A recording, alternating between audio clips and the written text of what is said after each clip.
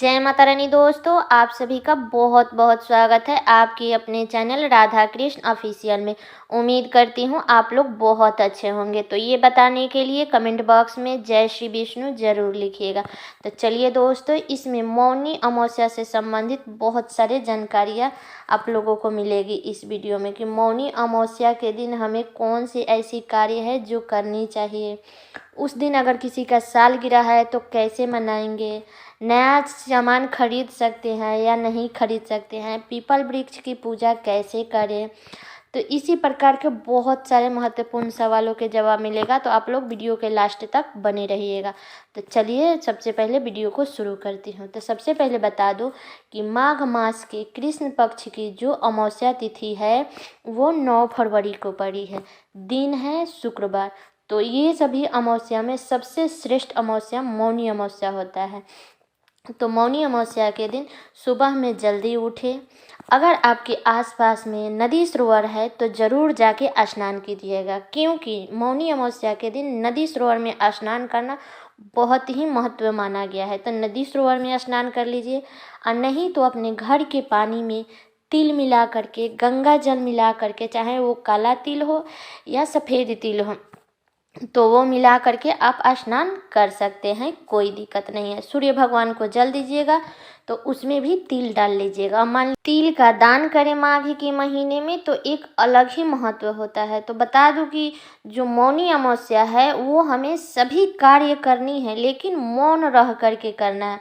सुबह में जब आप अपने बिस्तर से उठें तो जो भी आपका रूटीन है, आप अपने नित्य कर्मों से निमित्त होकर के जो आपका ब्रश व्रश करना है, जो भी आपके घर का कार्य है, वो सभी कार्य कीजिए, लेकिन मौन रह करके कीजिए।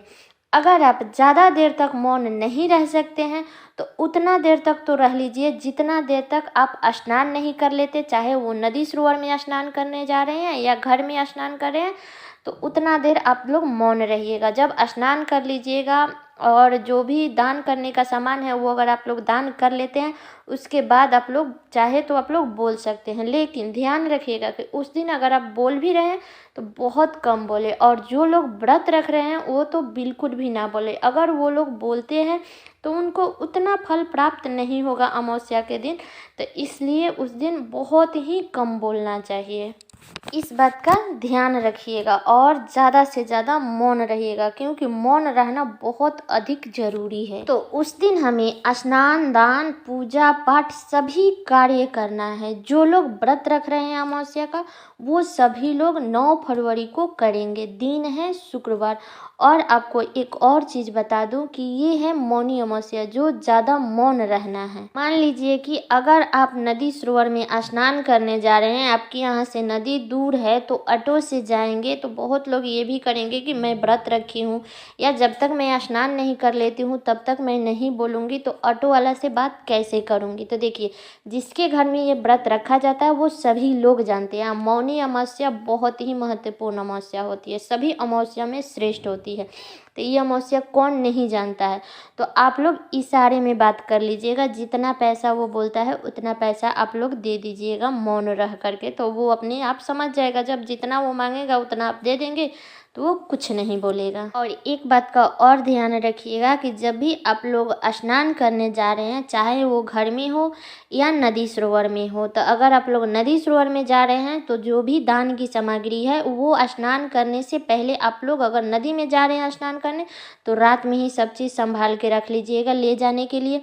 अगर आप घर में स्नान कर रहे हैं तो स्नान करने से पहले जो भी दान की सामग्री है वो नहाने से पहले हमें निकाल करके रख लेनी चाहिए। अगर आप नहाने के बाद वो सब निकाल करके रखते हैं तो जितना सामान छुएंगे वो सब दान में गिना जाएगा। तो इसलिए स्नान करने से पहले ही हमें दान का सामान सब चीज़ अच्छे से सहियार के रख लेना है। तो इस बात का आप लोग ध्यान रखिएगा। चलिए बता देती हूँ दोस्तों कि पीरियड में क्या हम नदी सरोवर में स्नान करने जा सकते हैं, क्या हम लोग दान पुण्य कर सकते हैं, क्या पूजा पाठ कर सकते हैं। तो देखिए, मानसिक धर्म में हमें पूजा नहीं करनी चाहिए। आपको तो पता ही है, ऐसे भी नहीं करते हैं 7 दिन तक पूजा। तो मानसिक धर्म में हमें पूजा नहीं करना है। अगला चीज़, मानसिक धर्म में आप लोग गंगा घाट में मत जाइएगा, क्योंकि अगर आप लोग गंगा स्नान करते हैं अशुद्धि के दिनों में, तो जितना आप लोग पुण्य नहीं करेंगे उससे ज़्यादा पाप हो जाएगा। मान लीजिए आपका देह अशुद्ध है और उसी अशुद्ध जल में जितने लोग स्नान कर लेंगे, वो लोग तो नहीं जानते हैं कि हाँ कौन शुद्ध है और कौन अशुद्ध है। वो सारे पाप हमारे ऊपर आता है। तो इसलिए अशुद्धि में हमें गंगा स्नान नहीं करनी चाहिए। और आप अपने घर में स्नान कर रहे हैं तो गंगा जल मिला करके स्नान मत कीजिएगा। वैसे कर ले जैसे रोज करते हैं, नॉर्मल जल से आप लोग स्नान कर सकते हैं। अब रहा बात दान का, तो दान आप लोग निफिक्र होकर के करिए, क्योंकि आप लोग दान कर सकते हैं। और अमावस्या के दिन आप अपने घर में कुछ न कुछ ज़रूर तले हुए सामान भोजन बनाना चाहिए, क्योंकि उस दिन ऐसा माना जाता है कि हमारे पूर्वज आते हैं सुगंध लेने के लिए। तो जिसके घर में भगवान का भोग लगाया जाता है, तो अगर आप पीरियड में हैं तो आप लोग भोजन बना सकते हैं, लेकिन आप अपने बनाए हुए भोजन से भगवान को भोग मत लगाइएगा। इस बात का आप लोग ध्यान रखिएगा। और अमावस्या के दिन बाल मत धोइएगा, क्योंकि अमावस्या के दिन बाल नहीं धोया जाता है। ऐसा माना जाता है कि ये पितरों का दिन होता है, ये और दिन नहीं है, ये पितरों का दिन है। तो इस दिन बहुत बच बचाव के काम करने चाहिए। रहा बात सिंदूर लगाने का, तो कितने लोगों के यहाँ लगाया जाता है, कितने लोगों के यहाँ नहीं लगाया जाता है। तो आप अपने घर का नियम देख लीजिएगा। वैसे अमावस्या के दिन सिंदूर लगाया जाता है। अब चलिए अगला चीज़ बता देती हूँ कि देखिए, अमावस्या के दिन आप लोग कोई भी सामान जैसे साड़ी, चूड़ी, बिंदी का पत्ता हो गया, सिंदूर का पैकेट हो गया, ये सब हमें कोरा नहीं खोलना है। अमावस्या के दिन कोई भी हमें नया कार्य नहीं करनी चाहिए, इसीलिए नया चीज़ों का इस्तेमाल ना करें। उस दिन आप लोग जो पहना हुआ चीज़ है वो पहन लें, या चूड़ी पहले से है तो वो पहन ले, लेकिन उस दिन नया और कोरा चीज़ मत पहनिएगा। अमावस्या के दिन आप अपने लिए या भगवान जी के लिए सामान खरीद सकते हैं, लेकिन उसको यूज नहीं कर सकते हैं, क्योंकि उस दिन अमावस्या का मेला लगता है बहुत जगहों पर। तो अगर आप मेला जाते हैं तो वहाँ से आप अपने लिए श्रृंगार का भी सामान खरीद सकते हैं, भगवान के लिए भी खरीद सकते हैं, लेकिन ध्यान रखिएगा उसको यूज मत कीजिएगा, उसके अगले दिन से आप लोग यूज करिएगा। अगर आप 9 फरवरी को किसी का अगर मान लीजिए कि शादी का सालगिरह है, तो वो क्या करेगा, तो देखिए आप उस दिन सब कुछ कर सकते हैं, कोई दिक्कत नहीं है। श्रृंगार अमावस्या के दिन किया जाता है, सिंदूर भी लगाया जाता है, ये सब कर लीजिएगा। लेकिन एक बात का ध्यान रखें कि उस दिन नए चीज़ ना पहने और उस दिन श्रृंगार का सामान ना खरीदें। शादी का सालगिरह है फिर भी आप लोग नहीं खरीद सकते हैं। अगर खरीद सकते हैं तो लेकिन उसको यूज नहीं कर सकते हैं। एक दिन पहले खरीद लीजिए, और नहीं तो शादी के सालगिरह का दिन खरीदिए और उसको अगले दिन से यूज कर लीजिएगा, उसको यूज मत कीजिएगा। वैसे तो शुक्रवार का दिन है, बहुत ही शुभ दिन है, बाकी सभी कार्य आप कर सकते हैं, पूजा पाठ करें।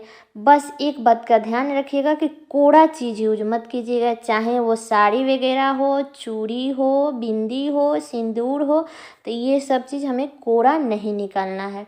अब अमावस्या के दिन हमें पीपल वृक्ष की ज़रूर पूजा करनी चाहिए, लेकिन अगर जो लोग भी पूजा करते हैं वो सूर्योदय से पहले पहले कर ले, क्योंकि ऐसा माना जाता है कि सूर्योदय के बाद आप कर रहे हैं तो उसमें अलक्ष्मी का वास हो जाता है। तो इसलिए कोशिश करें कि सुबह में पीपल की पूजा करें। अब जो लोग नदी सरोवर में स्नान करने जा रहे हैं तो वो लोग तो स्नान करेंगे तब तक तो लेट हो जाएगा, सूर्योदय हो जाएगा, तो वो लोग पीपल वृक्ष की पूजा कैसे करेंगे। तो देखिए उनके लिए ऐसा मान्यता नहीं है। मान लीजिए कोई काम अगर आप मजबूरी में कर रहे हैं तो वो ठीक है, लेकिन जानबूझ करके हमें नहीं करना चाहिए। कोशिश करें कि हमें सुबह सुबह ही मतलब पूजा कर लेनी चाहिए और उसमें जल चढ़ा देना चाहिए। सूर्योदय के बाद हमें पूजा नहीं करनी चाहिए। तो उम्मीद करती हूँ कि आप लोगों को मौनी अमावस्या से संबंधित सारी जानकारियाँ प्राप्त हो गई होगी। तो ये वीडियो आप लोगों के लिए बहुत ही उपयोगी होगी। तो कैसा लगा ये वीडियो आप लोग कमेंट करके ज़रूर बताइएगा। और ये वीडियो मेरा यहीं तक का था। और चैनल पर नया है तो सब्सक्राइब कर लीजिएगा, बेल आइकन को प्रेस कर दीजिएगा, जिससे मेरे वीडियो का नए नोटिफिकेशन आप सभी के पास सबसे पहले पहुंचे। और वीडियो को लाइक कर दीजिएगा, ताकि आपके एक लाइक से मुझे बहुत ही मोटिवेट मिलता है। तो लाइक कर दीजिएगा और वीडियो को शेयर कर दीजिएगा ताकि हर किसी को मौनी अमावस्या से संबंधित सारी जानकारियाँ प्राप्त हो सके। तो चलिए दोस्तों, मिलती हूँ अगले वीडियो में, तब तक के लिए नमस्कार।